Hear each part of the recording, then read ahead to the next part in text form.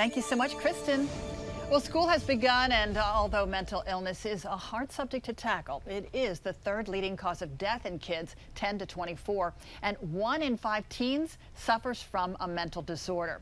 So to help break down the stigma of mental illness and ways to talk about it, we are joined by the author of Breaking Into My Life, Michelle Dickinson. Good to see you, Michelle. Thanks for coming in today. An important topic, especially as the school year begins, and we're hearing these incredible statistics about how many young people mental illness actually touches. You actually grew up in a family and you had one parent that was bipolar. Tell us about your early life and how that affected you. Sure. So I grew up with a mom who had bipolar disorder, and she experienced those symptoms from when I was very little up until she passed away. And she had been hospitalized. She had been on medication. And the symptoms were? So for my mom, it was a rapid cycling of mania to depression to ultimately having to be hospitalized. So and you were just a kid, and you probably didn't understand what was going on with your mom. Yeah, I mean, it was my normal. I did my part to try to take care of her, but ultimately it was just a cycle we had to go through. I refer to it as the roller coaster. So how did that make you feel growing up? I mean, did you feel discriminated against any because you had a parent that was bipolar? You know, there was shame and embarrassment. I didn't want anyone outside of the home to know that my mom wasn't like anyone else. I think I realized it when I started spending time with my friends and their families and their parents, that it was a different situation. So yeah, I mean, I guess, you know, even back then, brain health wasn't even something that people wanted to even discuss. So, you know, there was embarrassment. I didn't want anyone to know my mom wasn't stable, so to speak. And having that sort of stigma attached to mental illness, that can actually cause people not to seek treatment. Right. Is that right? There's shame, there's fear of treatment, there's shame of judgment, there's just pure embarrassment. And so what people tend to do is they go into their own heads and try to navigate it on their own, and that's even more scary when we don't talk about it.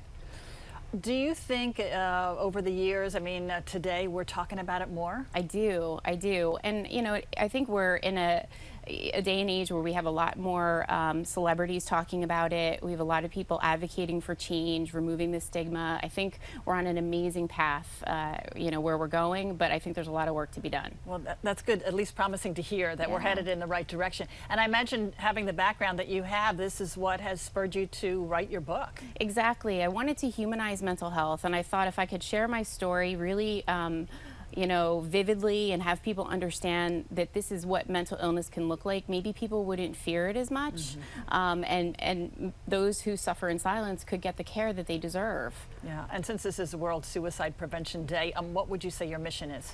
My mission is to make a difference, especially as you mentioned for children. For children, I think we need to have kids understand what brain health is. It's no different than any other organ, and if they have a healthy relationship to brain health, then when they're not feeling right, they'll raise their hand and ask for help. Also for companies, I really am out to cause change in corporate culture, have companies become a safe place for people and communities. So I think it's important that we all do our part to just, you know, remove the stigma. So what would you say some of the warning signs we could be looking out for in a family or friend?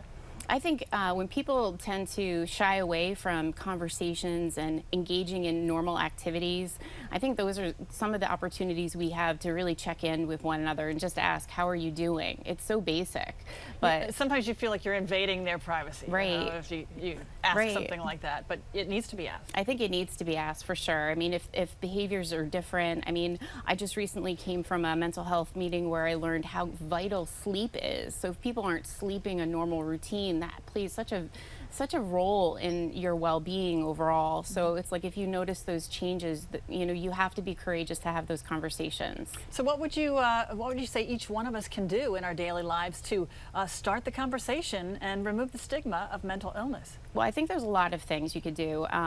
You know, conversation, being courageous to have those conversations like I just mentioned. There's tremendous resources out there that I want people to know about that they could share.